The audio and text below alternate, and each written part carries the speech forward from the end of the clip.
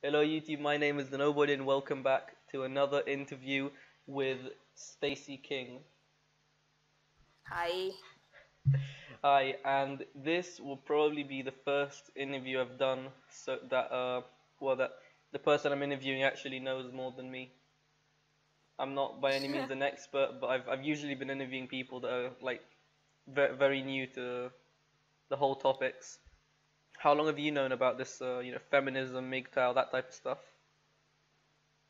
Well, my history with the how did they call it, the manosphere and the skeptosphere is basically very similar to all the other shit lords. Like we transitioned from the atheist group YouTube era, if you will.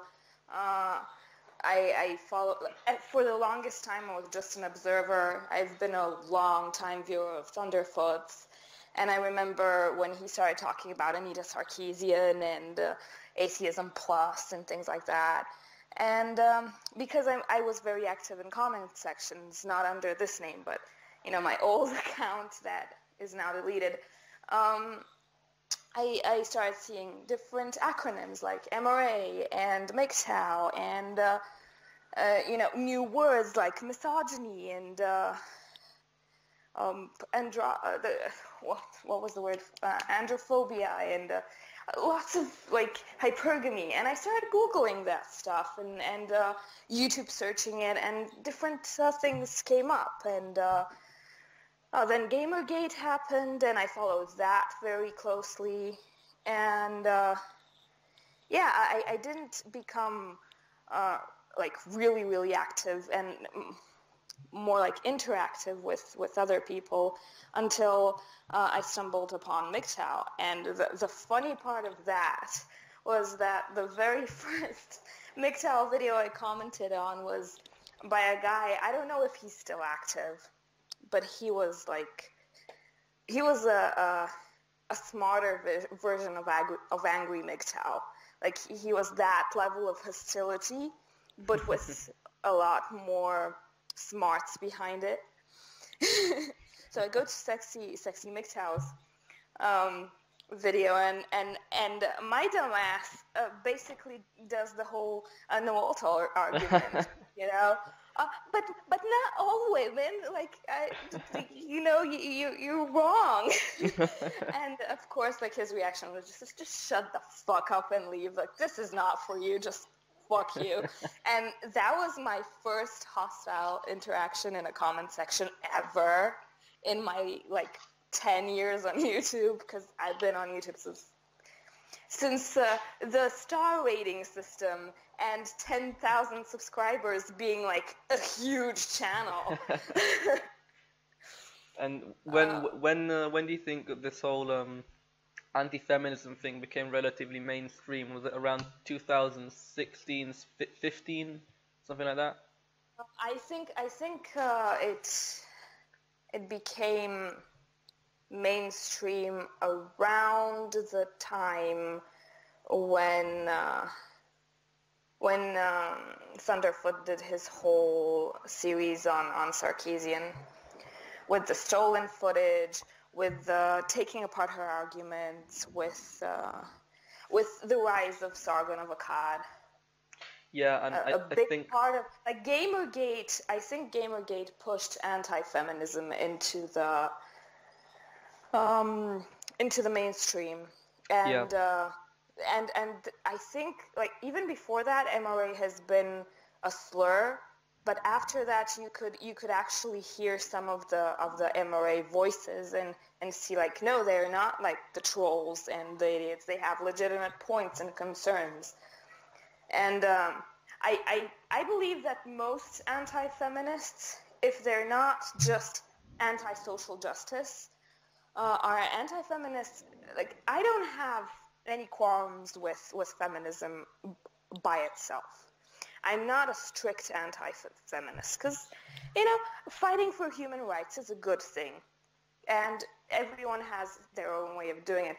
The thing is that MRAs are anti-feminists by by virtue of feminism trying to destroy men's rights and impede the furtherment of their rights. So it's out of necessity. It's not out of spite, or because I think they're stupid. When feminist organizations block laws in Israel where they're trying to make female on male rape a thing, Yeah. You can't not be anti-feminist. When feminists impede the government subsidization of shelters for abused men, you cannot not be anti-feminist. It's out of necessity.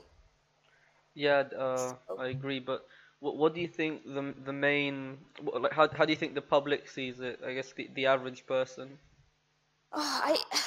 Unfortunately, I think it's most people don't look too much under the surface. Yeah. And the same way to early 2000s recently converted atheists were like, God is not real, but everything about my personality, my rationality, and my values comes from the Bible. In a very similar manner, it's like, well, intersectionality is stupid and shit, but the Middle East needs feminism. Yeah, okay. And why the thing that I still have kind of a problem with in the anti-feminist communities is how they keep praising the first and second wave, but they never what I don't get is they never give any examples. They always say it was good, and that's it like was they'll good never. that women got. It's But good that women got the vote. Let's just ignore the fact that they got the vote just a couple of years after all men. About 30. About 30 years after all men, and in order for men to get the vote, they needed to sign away their life to the government. If we want you to die for us, you can decide, who's gonna rule you out of the people we give you to pick out of. It's ridiculous. It's stupid. yeah, and Yeah, female suffrage was awesome. Yeah, we gave the illusion to everyone that voting matters. That's such a fucking achievement. yeah, I really don't like the new system of voting being like this human right. It's so stupid. The way it started out was always it was something that had to be earned. You had to be a taxpayer. You had to be serving in the military, like in Rome or in Athens.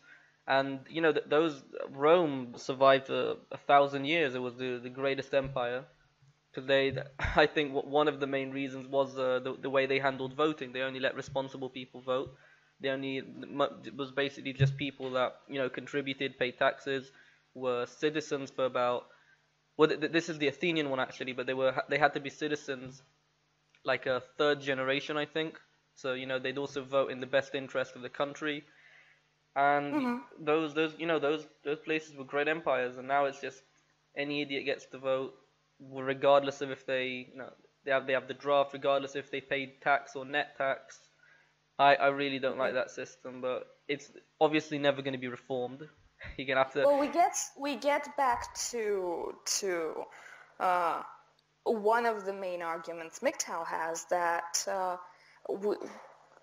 society as a whole, especially in the West, has destroyed the link between responsibility and rights. Yeah. Because it's like two sides of the same coin. You give people rights and authority and power, and with that power, as Spider-Man's uncle says, comes responsibility. And if you take away the responsibility, you create a tyrant. You create a tyrant, and we can easily observe that in any Western divorce court. It's just, you have to be a decent person, and not everyone that is separating from a loved one is willing to be that. Not fuck over the people, the men involved, because the whole system is set up by feminists and and gynocentrism as a whole, pushed by them to benefit women and fuck over men. Someone watches And TFM. I watched like the first couple of months after I found MGTOW, I just binge watched classic Barbarossa, classic Stardust, and I'm talking about the stuff that were on his Stardust channel that were at that point 5, now 8 years old, and on his new channel on the Thinking Ape they're like 4 or 5 years old because he like re-uploaded them, and classic Karen.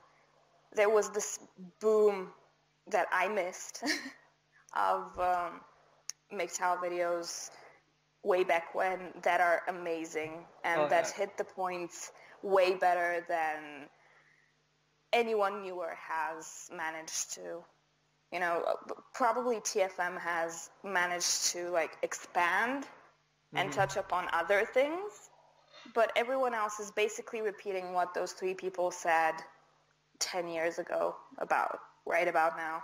Yeah, I'd have to say today TFM would be my favorite MGTOW because he's the one that introduced me to this whole I mean, again, one of the ways he approaches MGTOW, kind of from an intellectual point of view, he reminds me of kind of like if an anti-feminist went way more in depth into actual feminism instead of stopping it, because anti-feminists tend to just stop at third wave feminism. That they'll never dig deeper than that.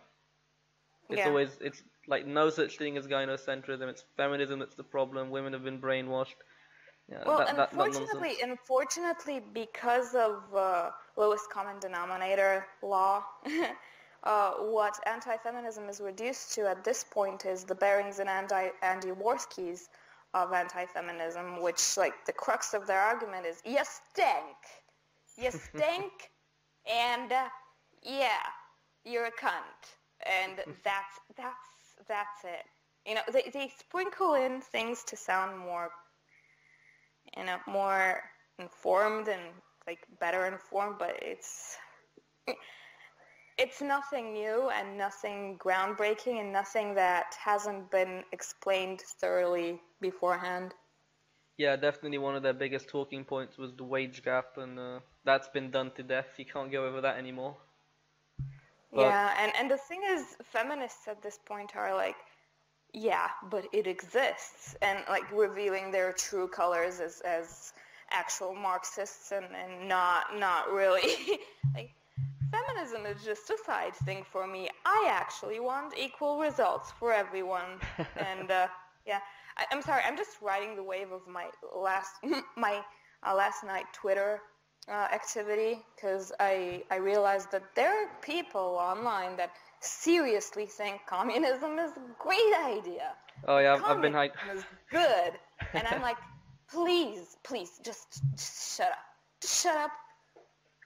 I've been having arguments with communists as well, but I asked. I'm a socialist. Like, I have socialistic tendencies. I believe in universal health care and universal education, and I really think those are extremely important, because I think everyone has the right to be healthy, and everyone has the right to have the means to acquire new knowledge, and I don't see a more effective way to do that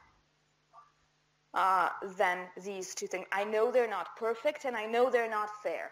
It's not because I approve the system behind that. It's because I approve of the end result. Yeah, but I still say because the government can't give anyone anything without taking it away from someone else. I know. So I'm a capitalist. Because no, look, even in a capitalist system, like, why are there so many fundraisers for, I need an operation, I need this, because people are willing to give that money. Like, people are going to willingly give that money to save someone else's life.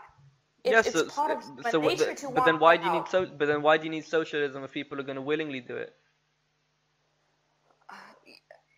I'm not saying socialism. No, I'm not saying socialism. I'm saying that there is a need for social systems to do that. Why, whether they'd be like privately owned or publicly owned, like governmentally owned, is not important to me. It's the fact that the 80-year-old grandma that or grandpa veteran that has no income because they're old and has no relatives because reasons can go get the medicine and the surgery or whatever they need to continue living. You know, we can't just let the sick people in our society die. The same goes for children. Like, it's not their fault that they're a cocaine addict and a prostitute's child. They need education to move on in their life. So we have to like provide at least a basic system for them to start learning to further their, you know what I mean? Yeah, but I believe in, if I would ever, I don't know, I believe in maybe like a very, very minimalistic socialist system, but incredibly minimalistic. But then my problem with that is, just like government, it will always it will never stop expanding. You know, you give them an inch, they take a mile. You give them something, they're gonna want more and more, and they'll just start raising the taxes again and again and again. So No, I get that. it, That's why you need the it's not worth it. counterbalance of the capitalist. You know, I'm not like strictly socialist. That's what I. Yeah, That's but what I come on, meant. I have socialistic tendencies when it you've comes to seen. education and healthcare, and that's why all my political charts or value charts are like socialist libertarian or like uh, that's where I fall. Because when it comes to education and healthcare, I'm like, yeah, everyone needs to have them, and I don't see a better way of everyone having them than this. I'm sorry. Yeah, I know, but come on, Like you've everything seen. else, I'm a strict capitalist. Okay, Everything good. else. That's But something. these two things are like my holy grail. Like kids needs to get educated and sick people need help, and I don't see a better way of doing it. Yeah, like for example, what you said about old people that don't have a job and don't have any money. I think we need to teach people to save from a young age, to teach them to save up for retirement, to teach them, and also if the taxes weren't so high because of healthcare, because of these things, they'd be earning so much more money. Maybe they could actually afford to pay for it themselves.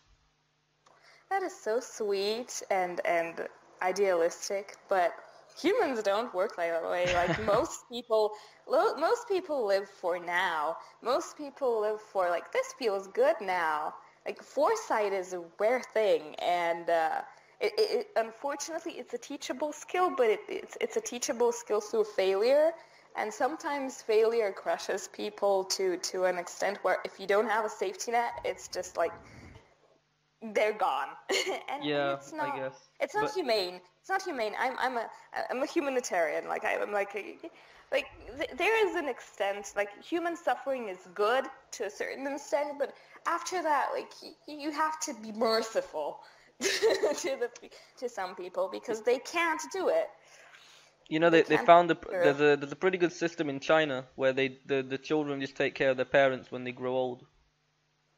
Yeah, It's kind of yeah. like paying back for all the years that they took care of them. That's not bad. That's a pretty good system, and that way they don't really, I guess, need any socialism there. So I'm kind of in favor of that system, but there's no, I still don't know, because I don't think there's this like ideal perfect system. It's all No, about there's what not. it, There's it's not. it's what about, is what results do you want? So if you went like full capitalism, then you'd probably have a system where you breed the best, but you'd also it wouldn't be the most humane system. And then you have socialism where you don't really necessarily, I guess, breed the best or make people kind of strive for the best or whatever, but at least you're being humane. And then communism, that's just complete crap.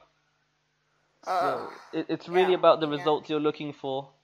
But yeah. and unfortunately, I mean, it's I'm gonna steal this from a monkey, but it is, it's a A cycle. certain simian we know.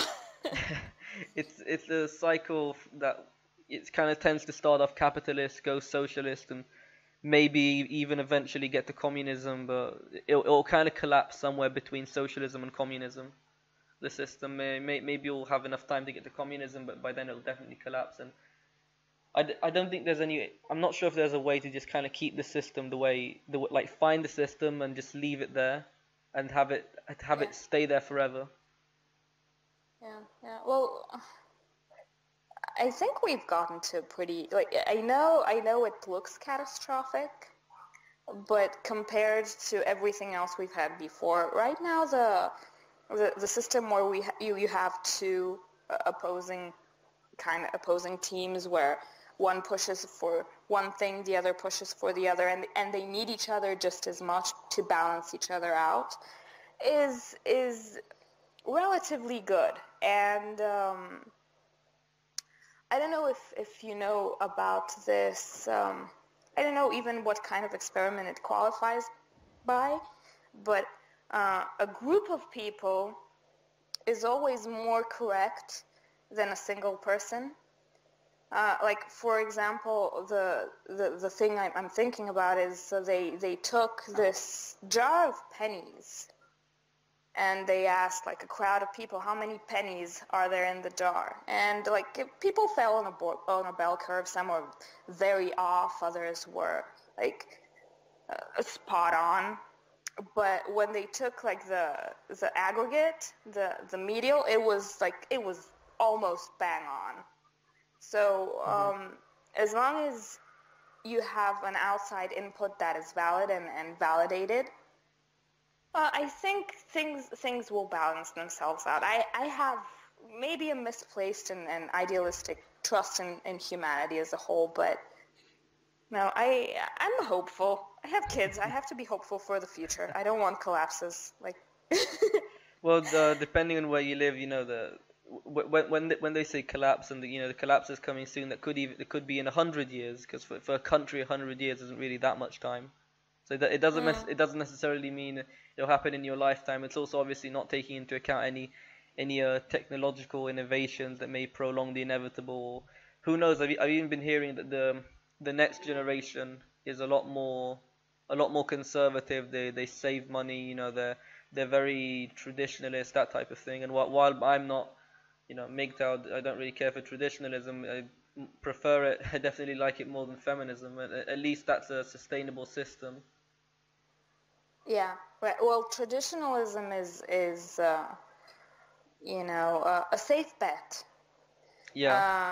As much as I disagree with some things that Jordan Peterson says, like, there is a point that he makes regularly that if you're not extraordinary in any significant manner, the safest bet is doing what everyone else is doing, and doing it well, and doing it, aware of the situation.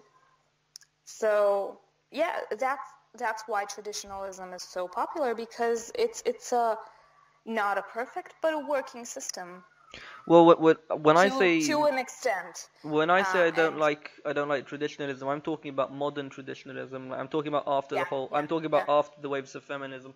I wouldn't have. yeah, yeah. I'm I guess you could say like merit. I like Meritocracy. meritocracy. So if you could kind of combine that with traditionalism, basically, because modern traditionalism is kind of like, I guess, trying to think how to explain it properly, but you know what I mean. Like the women will never be drafted. They'll never pay any taxes. But they'll still get to vote, right? So Yeah, under the modern traditionalism, housewives, no work, no draft, basically no responsibilities, but the same rights as the men with all the responsibilities. yeah, yeah, That's what I yeah. don't No, like no, about modern I'm with traditionalism. you. I'm with and a huge governmental system that is ready, willing, and able to,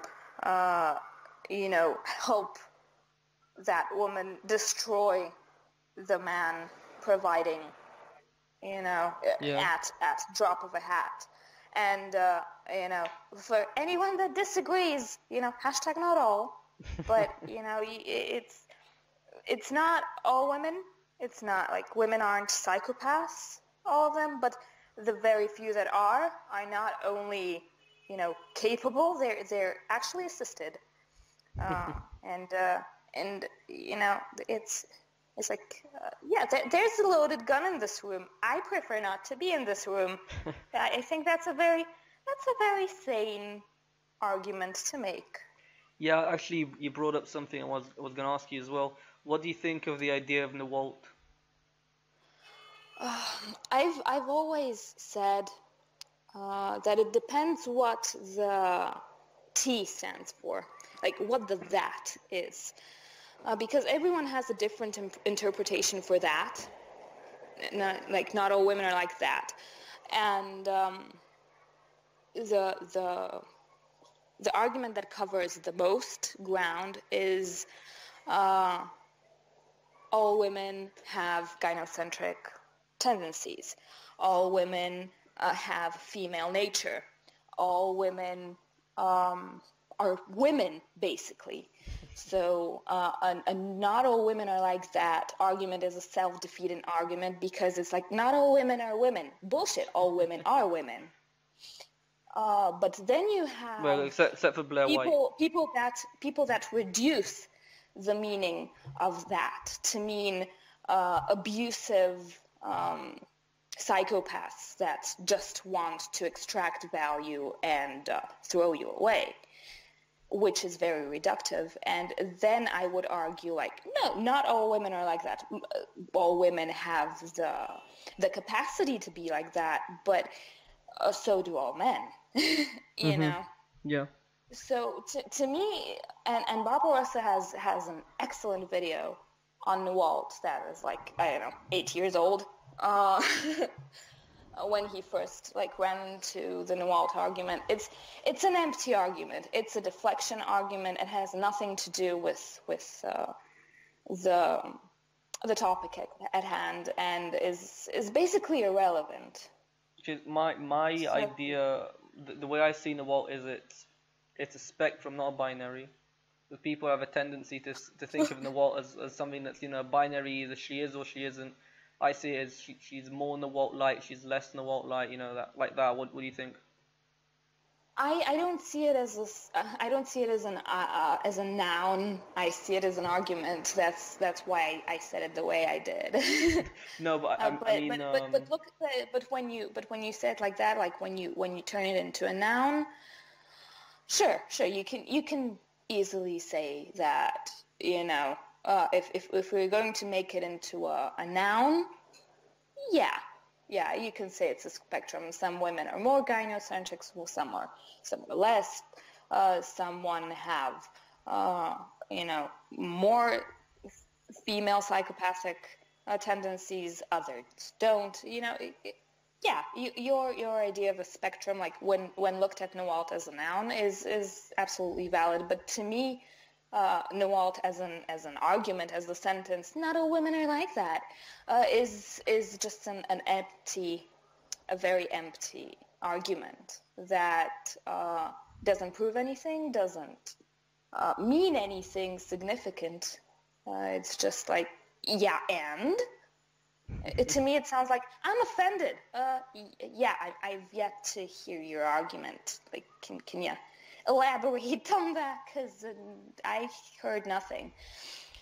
But I still have trouble believing, like, in the idea of Nawalt, because saying not all women are like that, but then, like, you see that the system, it's still very hard for me to think that, like, that it's I don't know, like, even I just feel like the vast majority of women are like that, the vast majority. Because if you look at the system, if you look at the general attitude toward it, because they're incentivized. We live in a system that rewards those kinds of women, and of course, what you reward, you get more of. It's the very basis of parenting, rewarding good behavior and punishing bad behavior. And right now, we're doing the exact opposite. We're rewarding bad behavior, thus single moms and absolutely catastrophic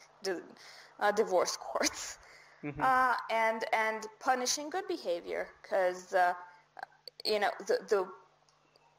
decent women, the woman that stays at home, takes care of her kids, respects her man, and so on and so forth, is actually everyone looks down on them. There's this, oh, you're just a stupid housewife. And I run into this all the time from all sides. There's just this dismissal of, well, you're just, like, what do you know? You're just a housewife, and, like, all you do is laundry and wipe children's noses and keep your husband satisfied. Like, well, what experience in life do you have? Which is just, it's shit. It's shit. You need a lot of wisdom and self-knowledge and knowledge of the world to pull this off. And what do you think of I guess a life as a housewife? Do you like it? Is it? Do you think it's like for all women? Do you think women as a group could? Because I kind of feel like maybe women just wouldn't want the life as a housewife. Like they would just by now hate it so much that they. I'm a firm believer. I'm a firm believer in the not the not the one size fits all argument is like very wrong. I think different people have different needs, and different things make them happy. And do you think it suits you? There are many ways. There are many ways of being a housewife, or like, you know, people should be able to do what makes them happy. Yeah. But everyone has this very, very, you know, human trait to not value what they have. So I think that is the first thing that needs to be learned at a very early age. Like, just value what you have and try to preserve it before dismissing it completely. Yeah, and there was something I wanted to ask you, because basically in a completely or even just mostly meritocratic system, right? In a system that I guess rewards good behavior, punishes bad behavior, what you'll most likely inevitably get is basically some form of patriarchy, or you'll get some form where women will need men, companies will be hiring the best, or women just they either won't be capable or won't want to put in the effort. They'd rather be a housewife. But I feel like in that system, women might grow to just resent men, kind of like with feminism. They'd say like men cheated or something like that. What do you think of that? I think it's very reductive. I think it's very reductive because being faced with the opportunity to do whatever you need to do, first you have to take into account the different natures of men and women. Men are competitive. Men are, very much into winning and being better than everyone else. The thing with women is that we are biologically wired in a way that we know when enough is enough. We know when enough success is enough, and we need to start balancing those work hours with something else. That's why so many women drop out of the workforce once they get like to an age when they want to have families and move on with their lives.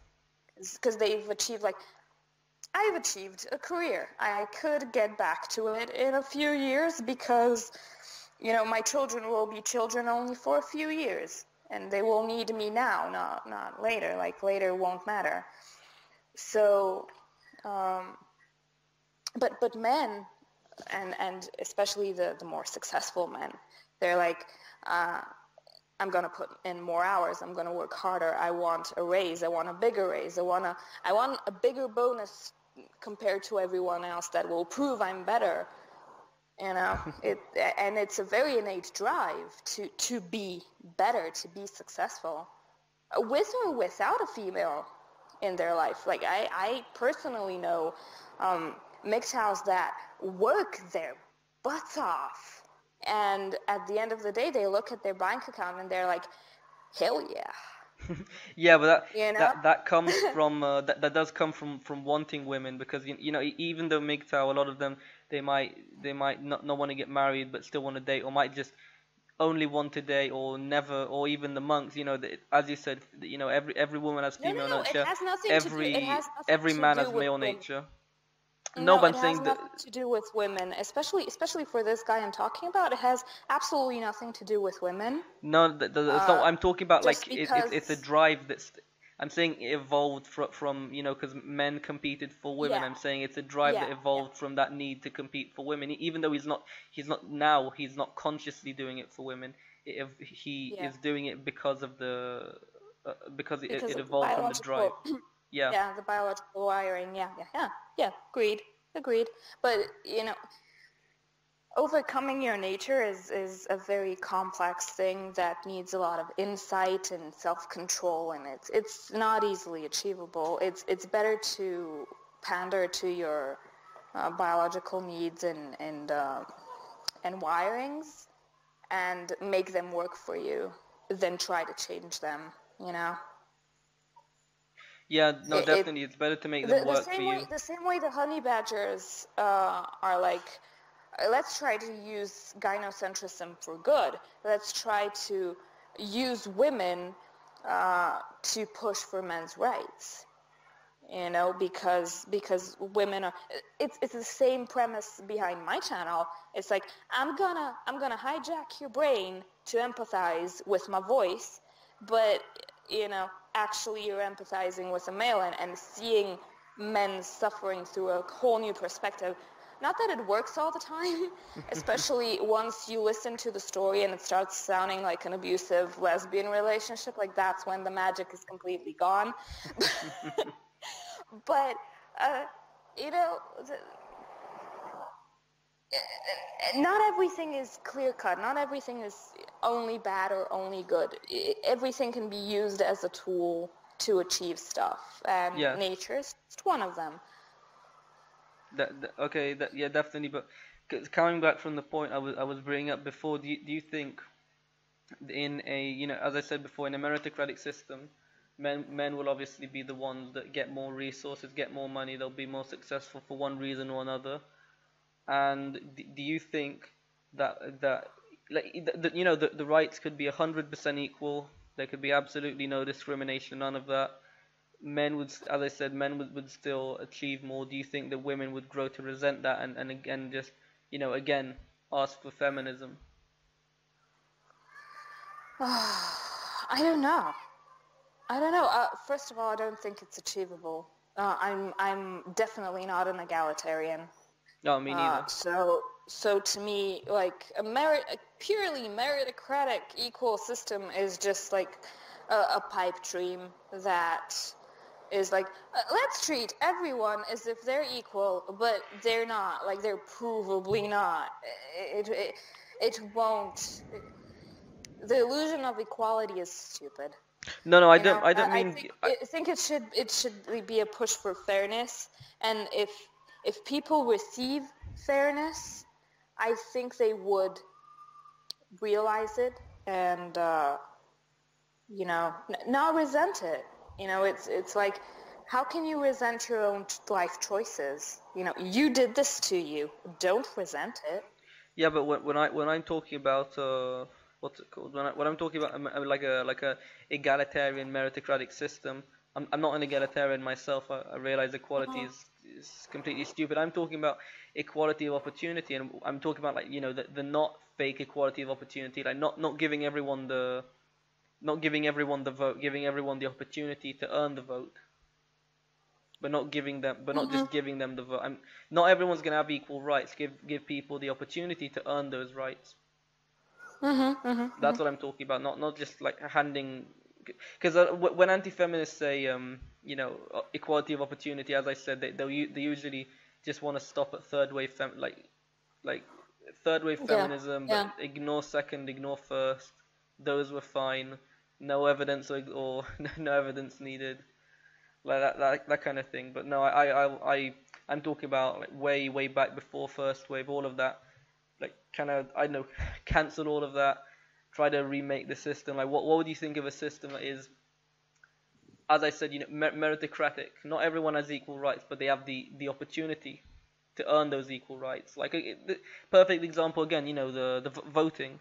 If you want the vote, then pay taxes, sign up for the draft. That's what I mean.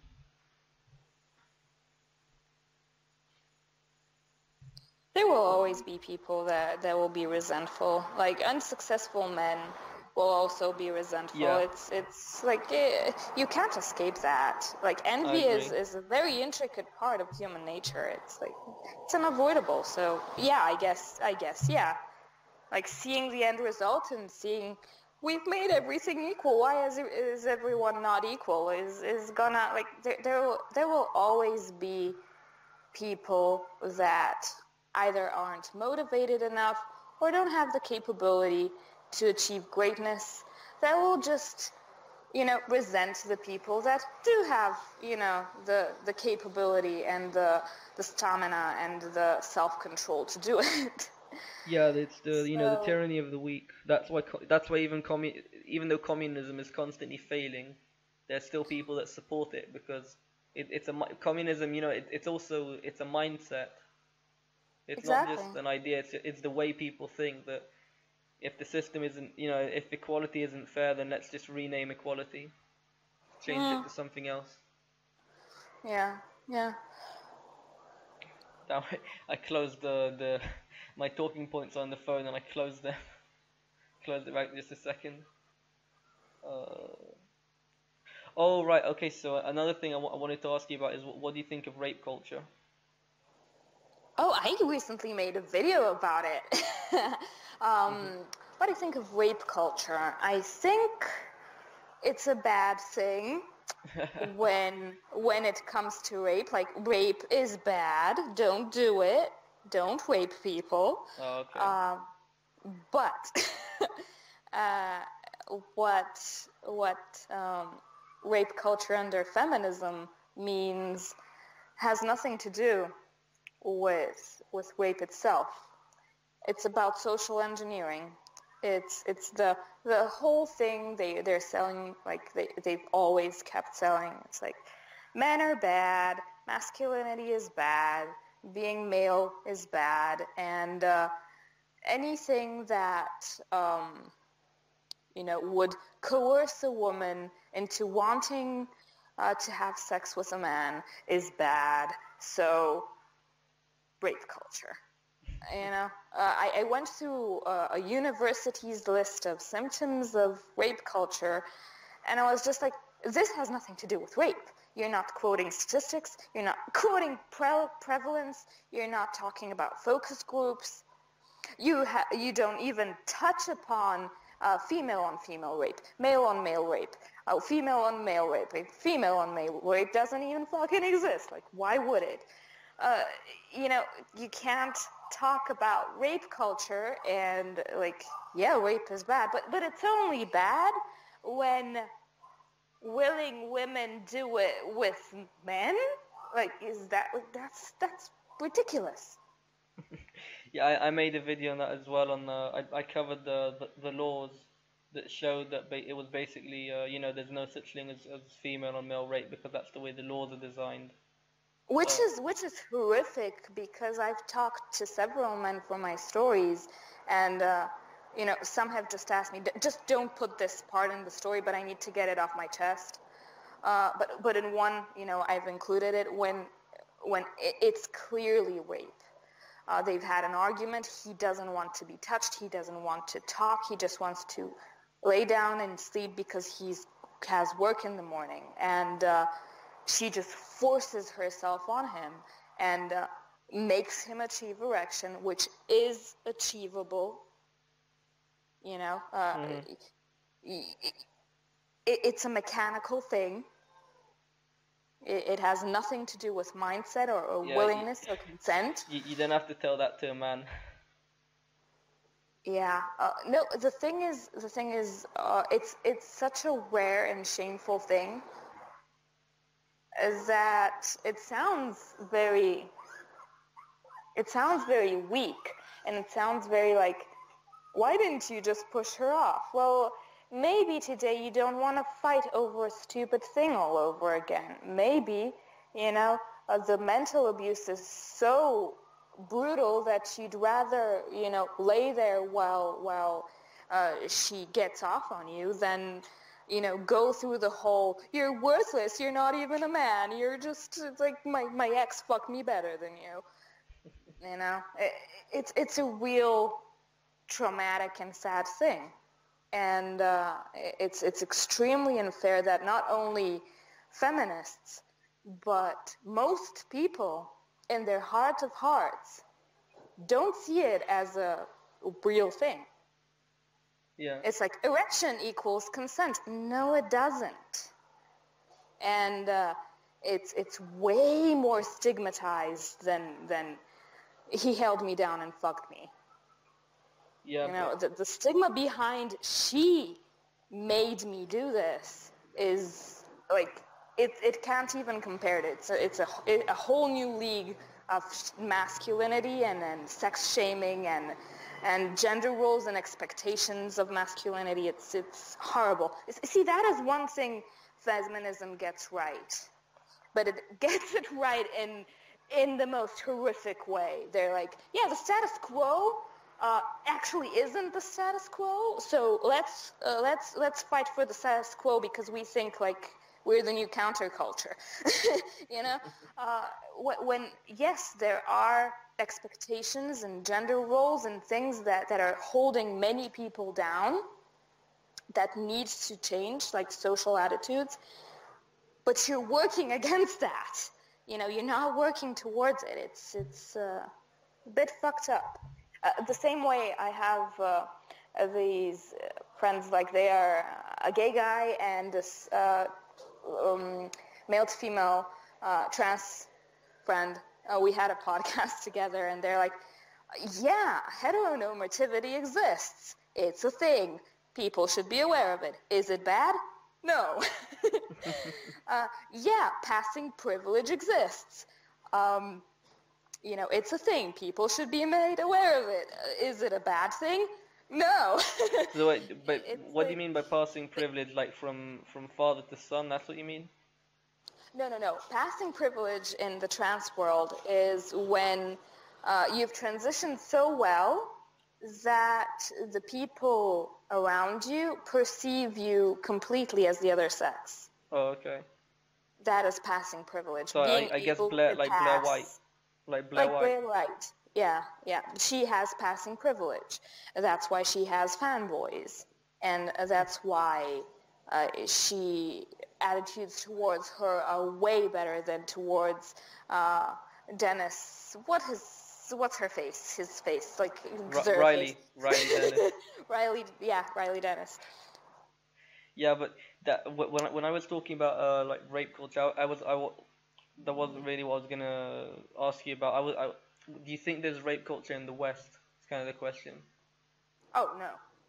Okay, I actually and do. that's what my video was about. Like I contrasted an actual rape culture where just the statistics point to people have an unhealthy obsession with rape here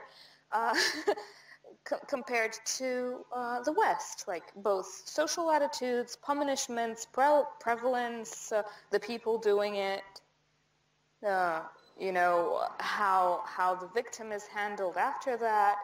When you put the things side by side, you easily see that a rape culture that isn't feminist defined and is defined only by the rape done in the culture does not exist in the West.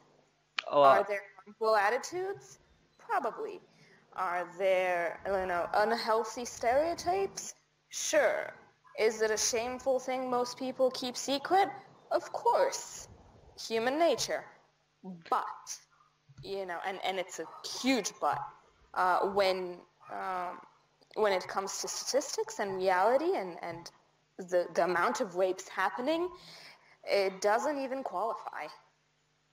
I would actually think that there is a rape culture in the West. Oh, what do you mean? Well, I mean like a female on male one though. because of the, you know, as you said, the way the law is because defined. of the That yeah, because there's of the even like social. I think it can sometimes even go beyond that, because there's even like an incentive behind it sometimes. Like you can get on child support for it. Sure, Yeah, sure. which isn't. I haven't thought about it. I haven't thought about it in that way, but yeah, yeah, you could definitely say that. Yeah. And when I did that video, if you want to check it out, I basically I found a study that showed that about, I think it was like 56% of men in college said that in the past, maybe I think it was that's something like 3 years, maybe something like that, they've had at least one like really, I can't remember what they said exactly, but it's basically like like somehow sexually harassed, or like something in the regard of like they had some very bad sexual experience they didn't want. So I guess it could have been anything between like just grabbing their ass, or Oh, I don't to know. like made to When it comes penetrate. to when it comes to that, like when it comes to colleges and young people, I have a very I don't know even how to describe it, a liberal approach to that. I think that having a healthy sexuality and knowing yourself and learning about boundaries and pair bonding and things are learnable skills that you learn through practice. And no one is amazing at those at their first try. You know, you don't grab a tennis racket, step on a tennis field for the first time, and you know, and win a gold medal or a cup or whatever. It's a learnable skill. So that's why so many young people have sometimes very traumatic and very unpleasant sexual experiences, because they're learning. They're learning how to do it. And I think they should be allowed to do that. You know, I think it's healthy to, you know, get blackout drunk and wake up next to someone you're not even attracted to and don't even remember fucking, Yeah. because it's a teachable moment. It's a moment when you say, well, that sucked, I'm never doing that again. You know, if you don't have the foresight of doing it beforehand, well, now you do. Congratulations, you're growing up. You know? But I looked it up and I found the study. It said, let's see, out of 302 male college students, 52% reported having at least one victimization experience since the age of See, 16. that's the attitude I don't like. Like, it's not victimization, it's a teachable moment. Two people got together and fucked and didn't like it. No, Oh no, my that's not what goodness. I mean. I think what they actually meant, I think they actually meant like some sort of like sexual harassment, not like regret or anything like that. I think in this study they were talking about like more about some sort of sexual harassment than anything. I'd have to see it. I'd have to see Yeah, I'll send you the the study. questions were and things like that, because like I'm taking your word for it. It's like, if that's true, that's very unfortunate, but it's part of life. You know, if you're attractive, yeah, you get approached more. You attract people that are going to be belligerent because they see you as privileged. It's a fact of life, and you know, Yeah, I'll especially send when you. women don't like being rejected. You know, some are very vengeful and just like, oh, so I gave you my attention and you didn't even want it? Like, fuck you. You have a short dick. Yeah. Yeah, that TFM made a really good video about that. Basically, the differences between male love and female love, and from what you said about the whole attention thing. So the way men show their love is by by doing stuff, and the way women show Mm. their love is by being in the general vicinity, like by being with the man. By existing. Yes, Yeah. by existing there. Well, I think you're talking about "She'll Never Love You," like that. No, That's no, the first. it was way after It's that. not. Oh, well, that's One of the his first later video videos. I ever saw. Yeah, and for the longest time, I was thinking of doing a rebuttal video. uh, and like for the longest time, I had this uh, hate boner for that video of his. I was like, you're so fucking wrong. Like, and then we happened, like a friend of mine just got us onto the same private hangout, and we, like, I said, like, look, I think you're dumb, and this is not true. And we very calmly, exchanged ideas and talked about it. This is like probably 2 years back. And he explained to me exactly what he meant, and it's very true. Men and women love in a different way. It doesn't mean like she won't love you, period. It's just you love her one way, she loves you another way, and it's because nature, because Yeah. evolutionary psychology, because mate acquiring strategies, and it's way more complicated than you think. Like rom-coms and Disney have it all wrong. Oh no, definitely that's complete nonsense. But I think like most people, I definitely grew up believing, like women have it way harder in life, and you just have to be a nice guy and they'll love you for it, or just that crap. Oh, that's the women worsting thing. I love this expression. It's again from the honey badgers. Like, women have it worse. Why? I'm not gonna tell you, but oh, they do. They do. And usually what they'll bring up, they can only ever bring up two examples that are both just complete nonsense. One is like these are the two examples that I'd always hear. One is the wage gap, and that's been no need to even bother debunking Yeah. it on this video. It's been done to death. In case for some reason someone is watching this video and doesn't know it's fake, just go look up the wage Just gap. Google it. Yeah. Just Google it. Like Google Images, YouTube, Google, a million examples. But anyway, and the other one they'll bring up is women have it harder because of like slut shaming or something stupid like that. Yeah.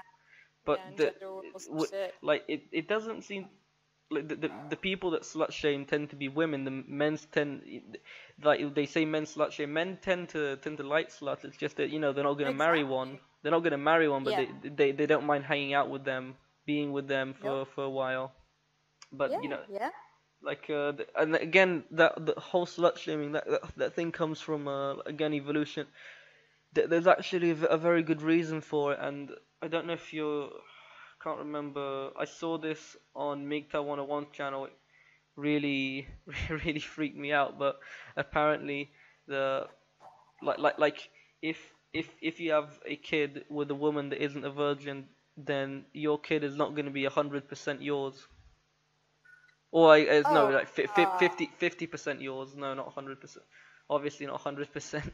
But it's like Uh, because there's going to be like yeah. some like leftover DNA from her previous partners, Yeah, and they'll yeah. be, I've heard it. I've heard it. Never looked too deep into it. But yeah, there's this uh, thing that DNA remnants, just stick around in the woman's system. Yeah, I've heard of it. I've heard of it. yeah, and also also means that the woman won't be able to bond as well. Like the more sexual partners she has, the less likely she'll be able to bond with others. And so you can see like there's a reason for all of it, because the same thing doesn't happen to men, it only happens to women. So it Yeah. again there's reasons for it. And Yeah, I I love Terrence Popp's dick stacking test.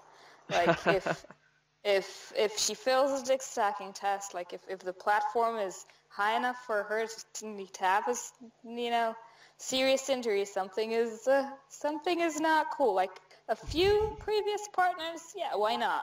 We live in a permissive culture, but like if that platform is like 8 feet high, yeah, not a good sign. how did he calculate it? I can't remember. Oh, it's the number of partners Yeah. times the average penis length, and The you average. add that up in like some form of metric that measures distance. Imagine a platform at that height, and if she jumps off it and gets really hurt, that is, if it's really high, she's a hoe. She's a hoe. If she can easily jump off and it's fine, then yeah, she's been around, but it's fine, Oh yeah, I remember seeing that, but I couldn't really remember the way he calculated it. Yeah, well, that's the way. He's funny. He's very creative and funny in his analogies. Yeah, I'm definitely gonna get. But you reminded me that I was kind of binge watching a couple of his videos, and I just kind of starting and definitely get back to that. But what do you think of like what's it called, the financial abortion? I'm a huge advocate of it, and the problem is every discussion I've had with a feminist about it, because I'm like, okay, this is purely about men's rights. Like, this is as purely about men's and reproductive rights as, anti-circumcision is about bodily integrity and entirely about men's rights. And they always switch it to, but the child. Why should all the responsibility be, sorry, just give me a second. Hello? Sorry, I have just a second. Okay. You can edit this out, right? Yeah. Okay, good. Give me a second. Sure. And he's gone. Okay, done. I don't think I'm gonna. That was like a 10 seconds, not worth editing. Yeah. Okay. It's an interview, not a scripted video, so there's no need to edit. Yeah. Okay. Well, what were we talking about? Oh, Parental rights. Yeah, parental rights. My idea of what a fair financial abortion should look like is within the last months of pregnancy or the first months of life, or if it's provable, like if he can prove beyond a shadow of a doubt he never knew about the kid, that he can surrender completely all forms of parental rights over the child for the entirety of the foreseeable future, like saying, like, I want nothing to do with this child. Yeah. And be relieved of responsibilities. Actually, I go a step further, and I believe that a man that hasn't seen his child in more than a year, of no fault of his own, shouldn't be obliged to pay child support at all. Yeah, it's a good one. You shouldn't be made to pay for a child that is de facto not yours. If some other man is raising him, or if the mother is impeding your access to him, then she doesn't get the benefit of your money. Like, either you're a paying parent that gets his parent time, like as little as it is, or you don't pay at all. Yeah, that's definitely. I never really thought of that, but that's also definitely something that needs to be changed. But what do you think? Do you think the law? But financial abortion is something I completely get behind. Like, during any time of the pregnancy, that will incentivize women to tell their partner, like, look, I'm pregnant from you. Are we keeping it? Like, do you want to raise it? Because then he can say, like, look, I don't want any children. Have it, raise it, but I want no part in this. And she can choose if she's going to keep it or not. You know, the existence of the child will no longer be only her. Like, you can't give all the decision making to one side and all the financial responsibility to the other. It's not fair by any means, and it just tramples any kind of compassion for the humanity of the other person. Like, it's not fair to let one person make life choices for another. Uh, Yeah, no, I definitely agree with that. But do you and think? then the child advocates come in and say, like, why should the burden be entirely on the woman? Well, because she decided to have it. She decided to not protect herself, because we all know how many contraceptive options a woman has and how many contraceptive options a man has. So she had the responsibility to protect herself from an unwanted pregnancy. She has, you know, she has to take responsibility for choosing to have that child. And I think that would result, because it will disincentivize single, you know, Yeah, bad mothers. it would disincentivize a lot of things like sperm jacking, that type of stuff. Exactly, and the result will be more children and happy, loving families, whether it be with a single mom that is like, yeah, I'm gonna be a responsible, good single mom that's gonna, keep the bond with the father,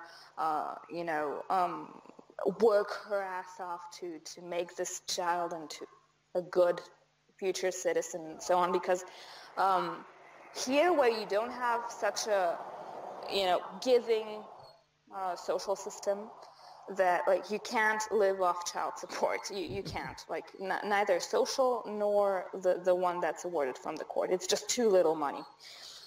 Well, you shouldn't be living off. You should, if you don't, Yeah. if So you should so get your own here, job or something.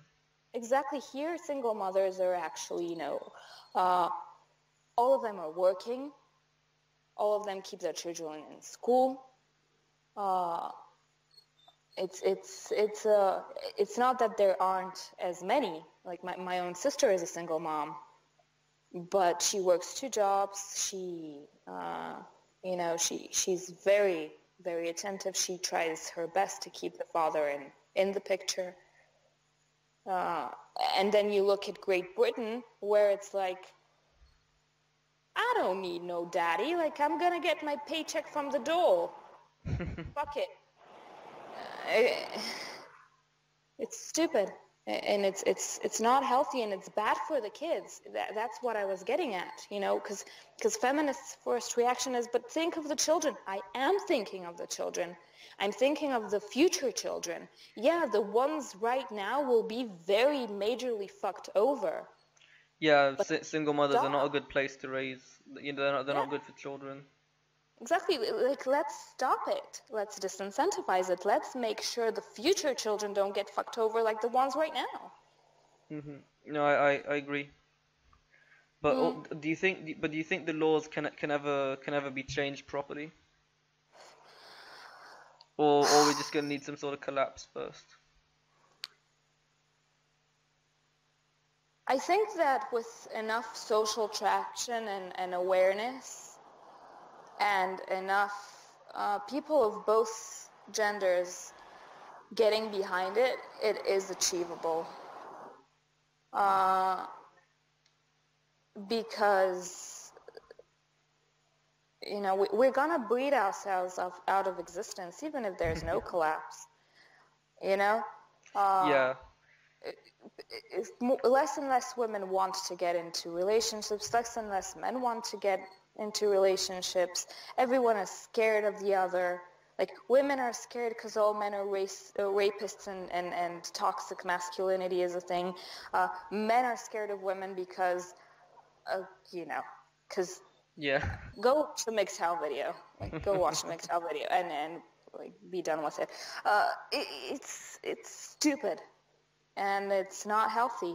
And I think rational people with good ideas and powerful personalities like Karen, like Paul Eblom, like many others, are very capable of gaining traction and making people aware of what's really wrong and wanting to change it. Well, as you Because said yourself, I it think you're starts with. being a little hopeful because I really think that the moment we hit kind of I guess you could say event horizon was when you just let women vote for for nothing. Because I think at that point you really can't reform anything. It's just completely too late then. Yeah. Um, Yeah, you there? it depends. It depends on a lot of things. It depends on a lot of things because what I get, like the first question I get asked, like, why are you into men's rights? I'm into men's rights, and for a very, very selfish reason. I have 2 sons, and we want to immigrate to the West so my husband can make more money. So, of course, I want my sons to be safe, to have, the human rights they deserve. Yeah. And I believe there are enough compassionate, both men and women, that have brothers, sons, nephews, fathers that they care about to want to do this. Yeah, but I think it's a bit unfortunate. Not for any altruistic, like all humans reason, but I don't want this happening to my people. I think it is a bit unfortunate though that the only way is to get women's self-interest. Like it can't be because I mean like a lot Well, of men they would. that's how humans operate. Like no one does anything because it doesn't affect them. Like I agree, but in this case, farmers with poison lands become environmentalists. Men that have been fucked over or have seen their loved ones being fucked over in divorce courts become MRAs. Women that have had very, very abusive and horrible experiences with men become staunch feminists. Or are lesbians, just natural feminists. Because they're like, we don't need the men's. Pussy is great. But everyone ultimately is looking out for their own self-interest, and men are half of the population. It's as you said, it's an event horizon, and the more awareness that is brought to it, and there are many people in different ways bringing awareness to it. Even the feminists protesting the red pill right now are working towards that. yeah, they're helping it. Exactly. Even the people that are against it are working towards bringing awareness to it. Not knowing and not wanting it, but there are. So that's the basis of my hope that how many young men have to kill themselves because the system is fucked up and they don't see any purpose in life? How many fathers have to kill themselves because a judge just told them, like, I know you haven't touched your daughter, but your wife said so you won't be able to see her in the next 2 years? How many times does that have to happen before, people doing important jobs thin out? I think it's already happening. Exactly. It's about self-interest. It's all about self-interest, and Yeah, but I mean, that's what I'm you hopeful. still you need the women need more self-interest. I feel like because I mean, what was what? But Not if when it's hurting them, because what more and more girls that say, "Oh, I'm an anti-feminist," are getting, yeah, are but I way mean, off. look at The young like ones, why would they're the what self-interest did the men have to give women the vote? pussy. Of course. I guess they did actually Like, want. we're gonna appease the women's, and the women's gonna give pussy, like the oldest story in the book. Yeah, And I here it's, kind of we are worked to death. We can't decide when to have children. Men don't want us. We're miserable with our cats. Like, this is not working for us. We should change it. You know, again, it's self-interest. Yeah, but if you look at it, you tend to see like throughout history, it's never managed to change. It always ended up just collapsing and never actually just kind of fixed itself. Right. Mm, it's getting better. It's getting better. Like, look at the third world. We have it awesome. Like, there's no chance of you getting killed in the streets just for, I don't know, existing. Yeah, but that's not really feminism. No one is going to, like, your parents aren't going to sell you into slavery because they can't feed you. It's fine. We're fine. Come on. Yeah, but I mean, but again, my point is that you've never seen the system getting better. It always tends to just get worse. No, it actually does. Like, comparably, historically, things are getting better on the No, law. okay, so that's not what I meant when I said historically. What I meant was that when like look at ancient Rome, the women there didn't just get better. Instead, the society just collapsed.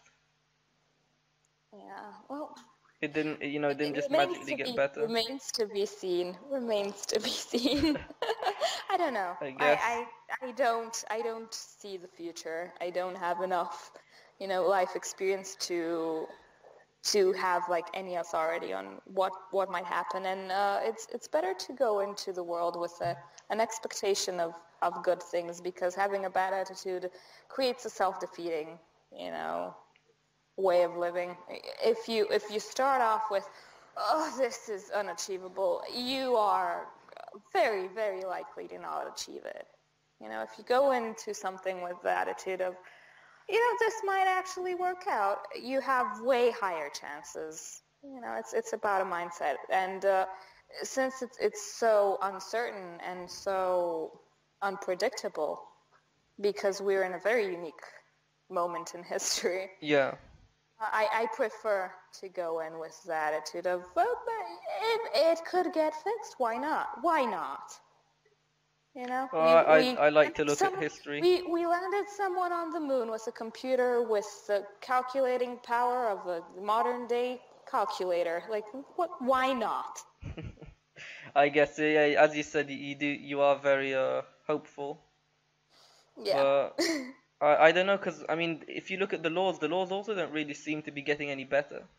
They seem to be getting worse. Well, everything gets worse before it gets better. Yeah, I guess it's always brightest before the dawn, or whatever this saying is. I can't remember. Darkest before the dawn. Yeah. I guess, but I don't know. As you said, it remains to be seen, right? We're gonna have to wait and see. Exactly. Well, that's the difference between a MGTOW and an MRA. An MRA is like, things might get better, and a MGTOW is like, fuck this. I'm out. Like, I don't even wanna. Yeah, I guess you can tell that I'm like a TFM MGTOW. Yeah. So did you have anything else you wanted to add? No, nothing in particular. Nothing I can think of. You have any questions? I don't know. I guess we could cover like the gender empathy gap. Well, I think that one's, it's pretty obvious. Like, people feel more empathy towards women. That's pretty simple. There's not that much. But again, do you think it's due to education, biology, or both? I think it's there are many very well thought out and extremely eloquent videos that have to deal with the in-group, out-group attitudes between the sexes, and the whole eggs are more expensive than sperm, and it's Colton has a great video about the biological, the social, and the political. And you can't have a social attitude without it being rooted in biology. Actually, I did remember. And Yeah, he I agree. compared it to hardware, uh, operating system programs. I think gynocentrism has its roots in biology.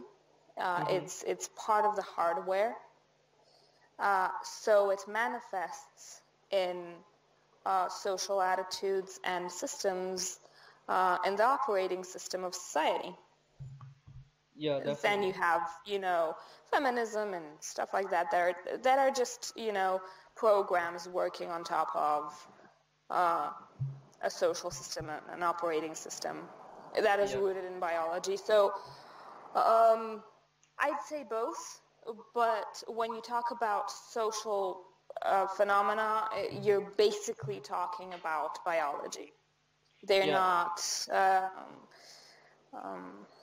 they're linked to each other in a very, very, intimate way.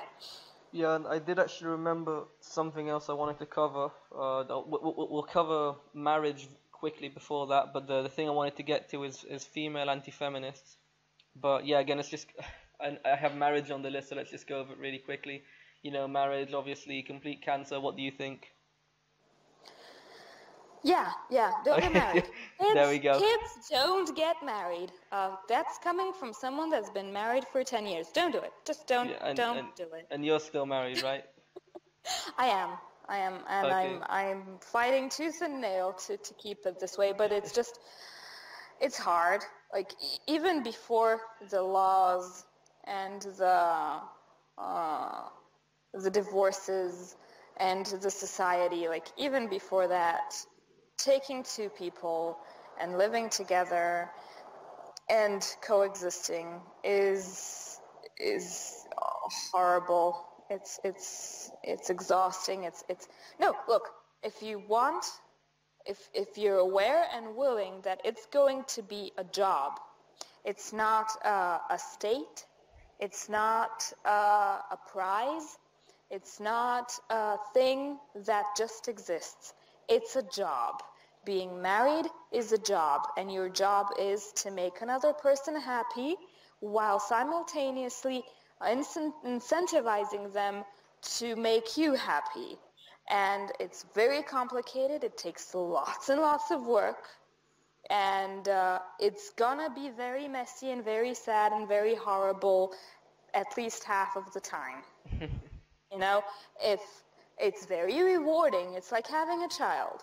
Like, having a child is 60 to 70% work and, like, getting through colds and helping with homework and worrying and asking yourself, why the fuck did I do this? And about, depending on the child, somewhere between 30 and 40% of this is the best thing that's ever happened to me. Marriages like that, but it's like even less. This is the best thing that's ever happened to me. hmm And but would you say like do you think women in general can be satisfied with marriage, or is it like some sort of patriarchy that just marriage wasn't like women weren't really meant to be housewives? Oh, it's not about men and women when it comes to marriage. Like, first, like, why I said, like, don't get married, especially if you're in the West, because it's a liability. It's a Oh yeah, huge right now liability. definitely. And until the laws are changed, it's like, don't put yourself in that position. It's unsafe. It's not good. It's why I'm telling my kids not to get married. Like, don't do it. It's not a good idea right now in this political climate, knowing the liabilities. Um,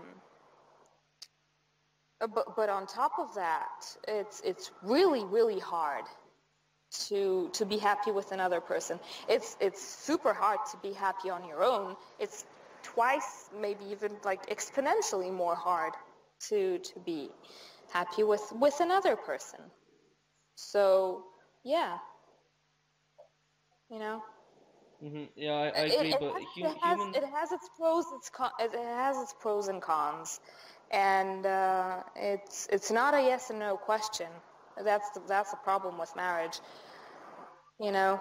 It's just not a yes or no question. Yeah, but It's down obviously to a lot now. of luck, a lot of personal growth, a lot of compatibility, and there are way too many things that can go wrong. But obviously now, even if you want to get married, just don't not in the political climate, I guess, or Definitely. the way it is. Yeah. And anyway, as I said, I wanted to get to female anti-feminists and what if you, basically the main question is, do you think they're being genuine or not? Depends on the female anti-feminist. There are the Karen Strongs of the world, and there are the roaming millennials of the world. One is extremely well educated, highly informed, and painfully aware of what she's talking about, and is an anti-feminist as a consequence of that. The other one is like, well, feminism is bad because it does all these stupid things to society right now, so I'm against it. While remaining gynocentric, remaining hypergamous, remaining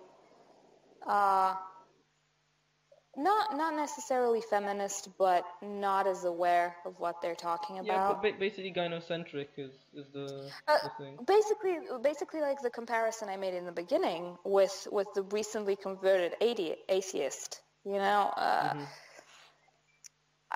not like, God doesn't exist. The same like is the equal statement to feminism is bad, but my value system, my empathy, like the empathy gap I have in my understanding, my attitudes towards men, my attitudes towards women, my almost entire belief system aligns perfectly with feminism. Yes, That's why they say, like, I'm not a feminist, I'm an egalitarian. Well, congratulations, you're a feminist, because the base assumptions of both movements are everyone should be equal. It's congratulations, you're still a feminist under another label, and you're a little bit less hostile to men. Here you go, have a medal. Everyone wins. Yeah, what I definitely noticed is that, from what I saw, basically, like a lot of anti-feminists, they'll be anti-feminist, but they kind of like they focus on anti-feminism from such a, I guess, a very selfish point of view. They say things like, it's kind of tough. I'm trying to think of it, but basically, like a lot of people will make it sound like what's it called, like. Damn, I lost those words. I can't remember what it is. Oh, damn, this is embarrassing right now. It's okay. Now I remember. So basically, like the bigotry of low expectations is worse than real bigotry. And basically, what I mean is like I heard. Yeah, I'm anti-feminist because feminism hurts women too. That stuff. Or when they say things like I heard some study done where a lot of women also didn't like hiring quotas, but the reason was because it made them feel bad that that they didn't get the job properly. Yeah. Well, it's basically the feminism hurts women too. The reasoning behind it's the same reasoning that goes behind not female but male feminists. Like, patriarchy hurts men too. I'm a female anti-feminist because feminism hurts women too. It's self-interesting, and it's not a bad thing. It's not a bad thing, because the more people you can get behind the idea that feminism is bad, the better. Like, I don't mind the roaming millennials. I just wish they grow up into a Karen Strong. They read up more, and they learn more, and they move more to a more aware state that has to do more with compassion for men than self-interest for women. Yeah, but I think the problem with that It's is not necessarily a bad thing, and it's not necessarily a manipulative thing, because I've heard the argument that, well, women just want to get back into the dating pool and get guys out of it. Not necessarily, and I don't see why that should be seen as a bad thing. yeah, but You know, I the tend to more the go back. merrier. I kind of tend to go back to the whole voting rights and all that, and I think the problem with that is if it's out of self-interest, you never get to a meritocratic system. You never get back to a meritocracy. It will always kind of float in between. I guess I don't know. It will always just kind of float in between like second to third. It's always going to float in between second to third wave feminism. But they'll never like feel the need to actually say anything like, oh, we should look at first, we should look at second wave feminism. It will always just kind of be constantly jumping back and forth. Like as long as there's universal suffrage, it will always just be. But if the system even sustains itself, it will always just be jumping back and forth between second and third wave feminism. You'll never get to like a proper like to actual equality of opportunity. Well, that's because it can't be done. Well, Because it there's can be always done. It going can to be the other inequality that hasn't been dealt with, and it uh, yeah, it can be done temporarily sometimes though. the beginning of someone's inequality, like the opportunity of someone that's unequal, stems from the disparity of results of the generation before them. So it's just it's a unachievable task. Well, It's like I think it's if achievable you for have to have temporary. complete if you have to have complete equality of opportunity, you by default have to have equal results. So the parents of these people, start at the same starting point. You can't have a maid's single mom's son and a multi-billionaire corporate CEO's son have equality of opportunity. No, They I just think that's still can't by equality. virtue of wealth.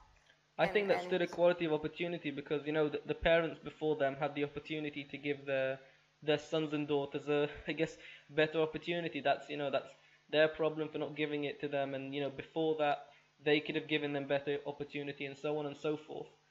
I yeah. I'm really talking about the system, I guess, Mhm. that Mhm. because I just I don't. Equality of opportunity can be. You can have it temporarily. You can have it for a very temporary time.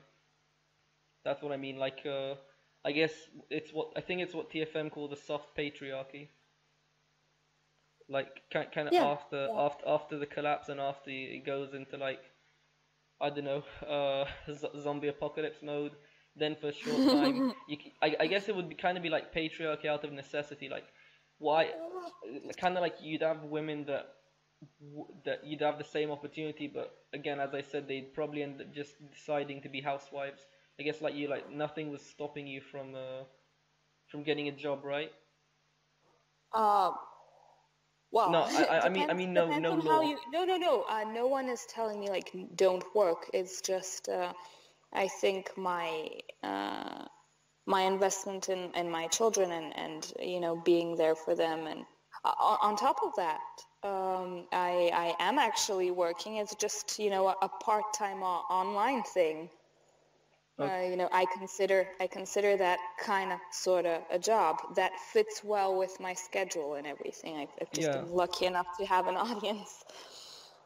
yeah. The YouTube thing you're doing is you're Yeah. making some money off that, but Yeah. uh, again, I mean, you know what I mean. Like, no one was, no one told you couldn't get a job. I guess you chose to be Oh, of you course, of chose this course. Well, internalized after misogyny.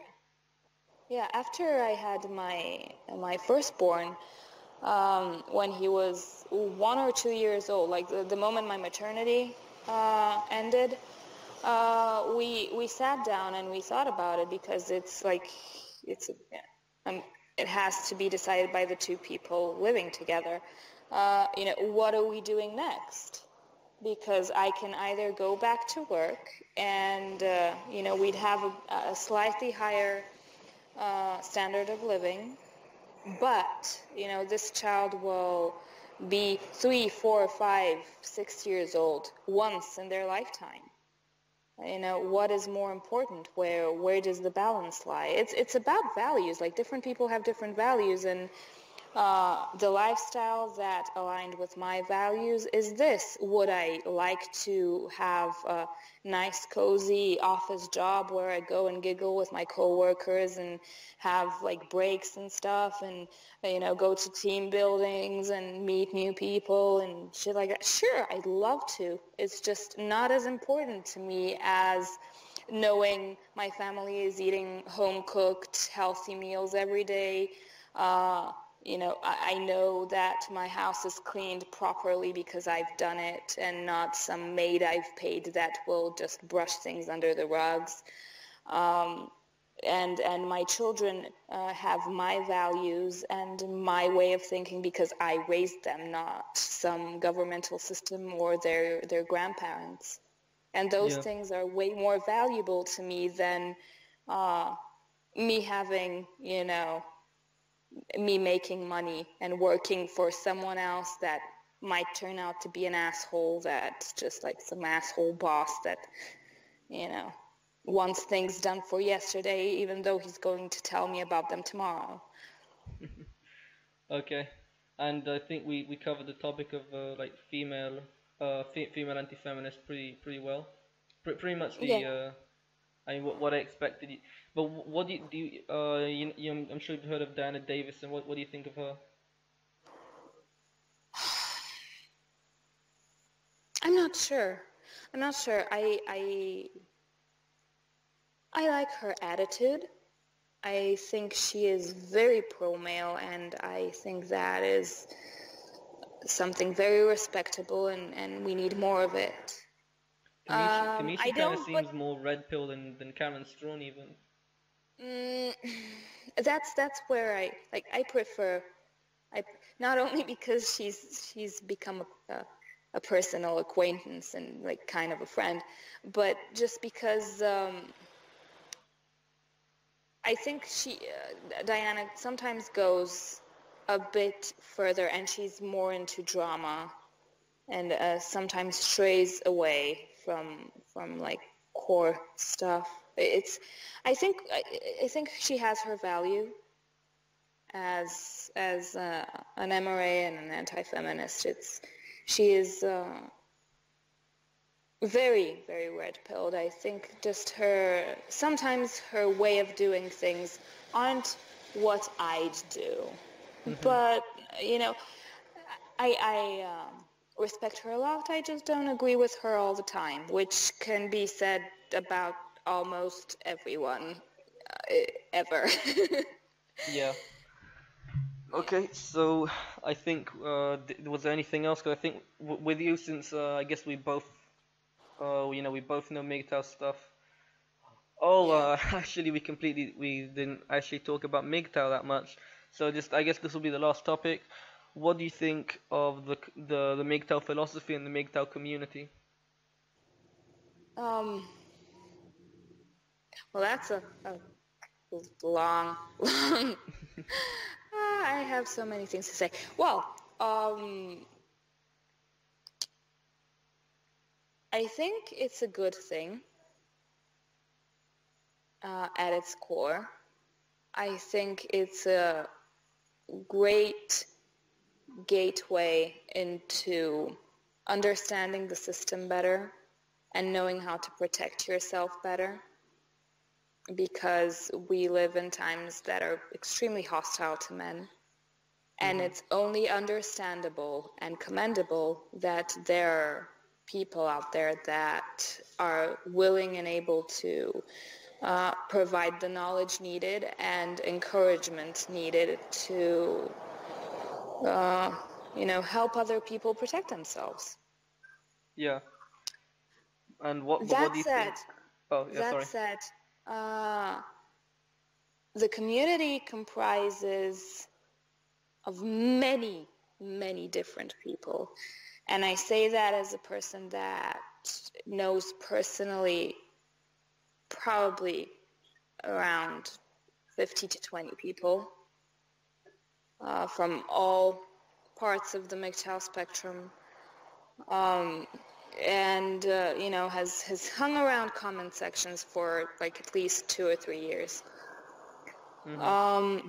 And I think there are a couple different types of MGTOW. Yeah. There is the enlightened, philosophy-oriented kind of MGTOW, which are the ones I like best. It's like Coltrane, Spetsnaz, CS MGTOW, Stardust, Barbarossa, TFM, like people they're very cerebral, very analytical, very understanding oriented. They're like past the point of I want to get pussy, past the point of why can't I get married, past the point of I hate all women. They just want to understand things better so they can make informed decisions and disseminate that knowledge to everyone else.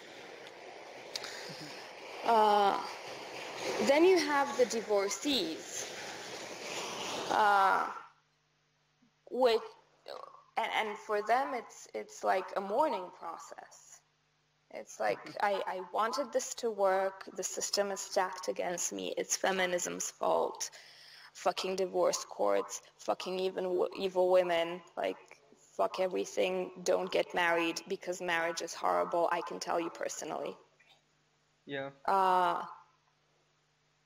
And like they also fall under a spectrum of from red pill rage to like, well, things are the way they are, let's continue living our lives.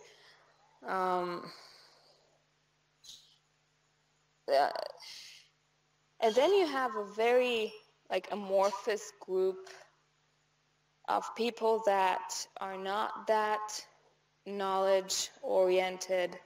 They're kind of practically oriented.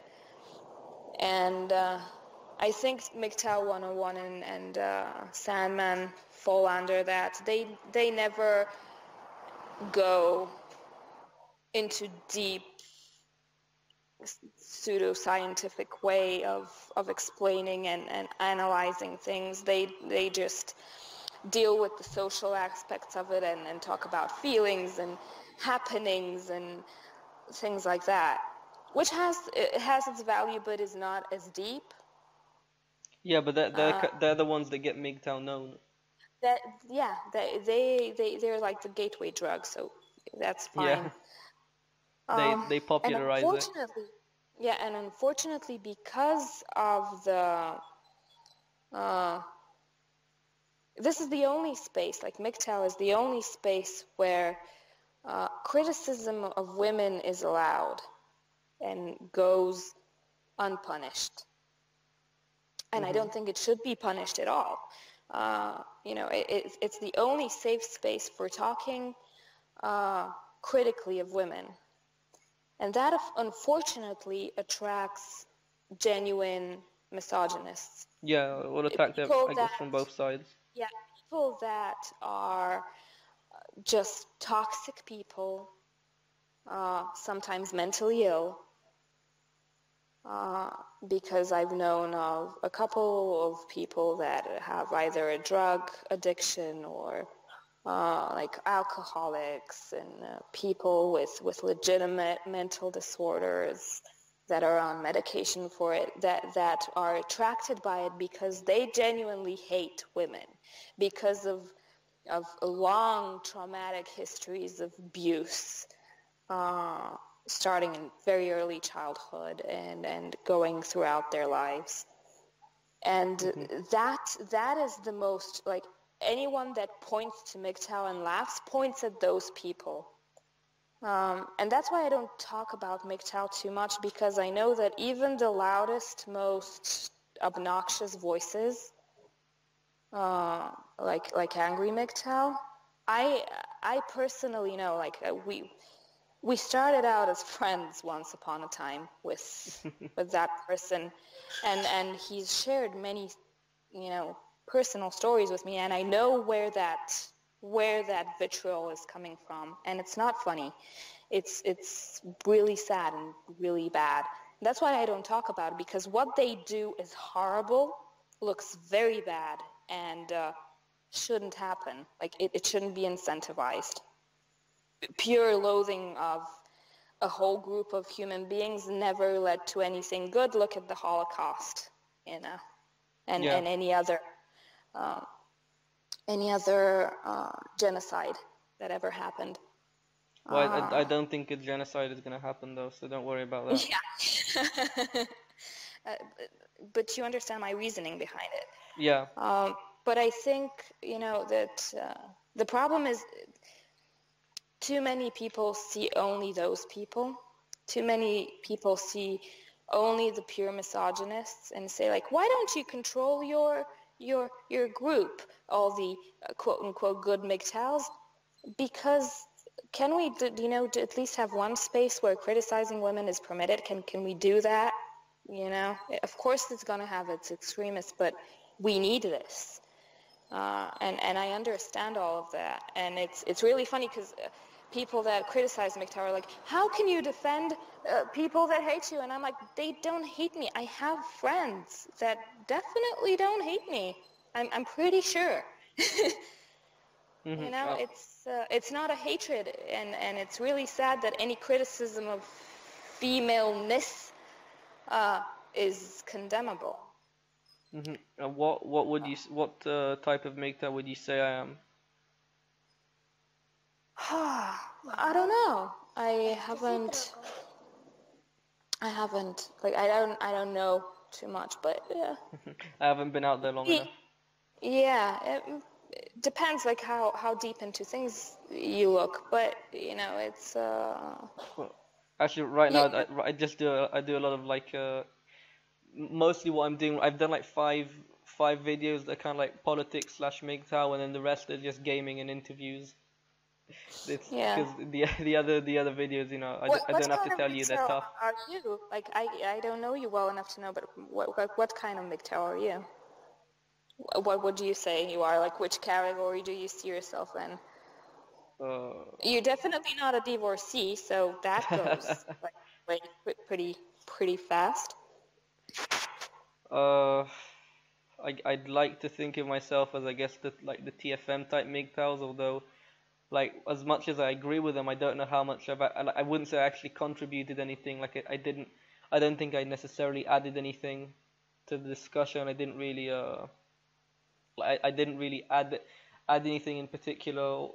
All I can do is maybe like criticize a few talking points, but I don't know how much I've actually added to the whole MGTOW debate. But again, I guess you can't really say yet because as I said, I'm pretty new to MGTOW so far, only a couple months. Yeah. So I'll wait and see. Yeah. Anyway, I think we covered the topics pretty well. Is there anything else? No. There's this very close to my heart MGTOW that goes by I am serious, that ends all his videos with stay safe, stay wise, stay MGTOW. And I think that's a great way to end it. Like, everyone else's slogans just pale in comparison to like stay safe, stay wise, stay MGTOW. I think I'm the only MGTOW with no slogan. We'll start working on it. Yeah, it's tough. It's tough to find something. No, TFM doesn't have a slogan. Oh yeah, no, but he's got an intro.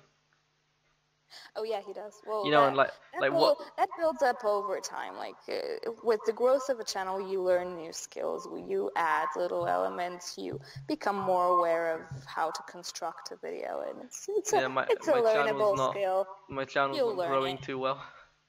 My channel's not growing. It's like 48 subs right now. I've seen people with no videos that have got more subs than me. Aww. Oh, and right, you got like a lot of like new subs from the Sugar Tits video. Yeah, I got about 1,000 new subs.